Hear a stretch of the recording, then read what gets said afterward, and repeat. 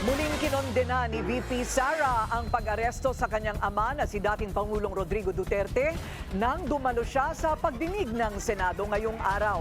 Humarap din si National Security Advisor Eduardo Año na dating miyembro ng gabinete ni Duterte. Itinanggi ni Año na may grand conspiracy para ipadakip si FPRRD. Narito ang agenda report ni Hannah T.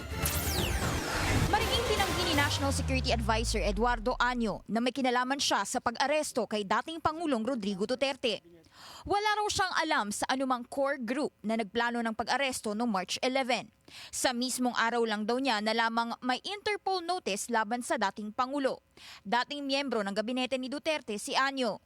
It is also very hard for me to see the former president arrested. He trusted and respected me in the same way I trusted and respected him. The implementation of the ICC warrant is beyond my mandate and I had no part in it.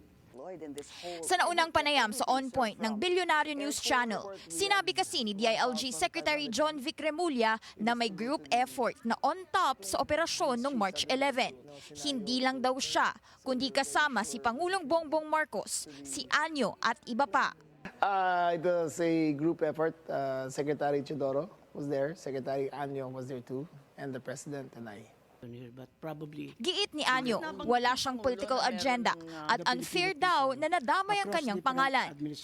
that I am not aware of any core group, nor am I a member of such group that allegedly planned and prepared for the arrest of former President Duterte. Una nang nagpahayag ng pagkadismaya dito si Senador Bato de la Rosa. Anya, sana raw nagbigay man lang ng babala sa kampo ni Duterte nung nasa Hong Kong pa sila. May natutunugan din daw na di umano'y traidor sa grupo na nagbigay ng impormasyon sa mga otoridad para matiyak ang pag-aresto kay FPRRD. Pero hindi pa ito kumpirmado ng kampo nila. I cannot confirm or deny dahil hindi ko makilala kung sinong tao yun na alluded to na nagsabi ng ganon. Hindi ko man alam, hindi ko kilala kung sino, pero may mga chismis na ganon. Agad namang dinepensahan ni Remulla ang nauna nitong sinabi. Una na raw sinapubliko ni dating Pangulong Duterte sa isang event sa Hong Kong ang mga report tungkol sa impending warrant at yun lang daw ang napag-usapan nila ng grupo. They asked me if I planned it. I said it was not me. There were other people in the room, but we did not discuss any plans of any arrest. We were discussing rumors of an impending arrival.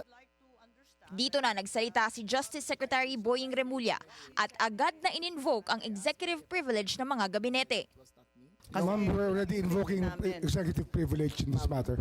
Yes. We're invoking executive privilege in this Yes, matter. that's fine, but it's in the interview and it's Yes, ma'am. public. It goes as far as the interview, ma'am. Si Vice President Sara Duterte, manhid na raw tungkol sa mga pangyayari.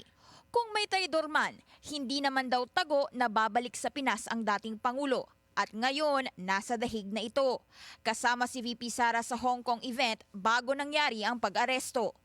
Magalit man tayo, walang papupuntahan yung galit natin. Dahil hindi naman yan sila papanagutin ng pamahalaan eh. Nakikita nyo yung mga sagot nila, wala na sa ayos. Para sa agenda, Hannah T. Bilyonaryo News Channel.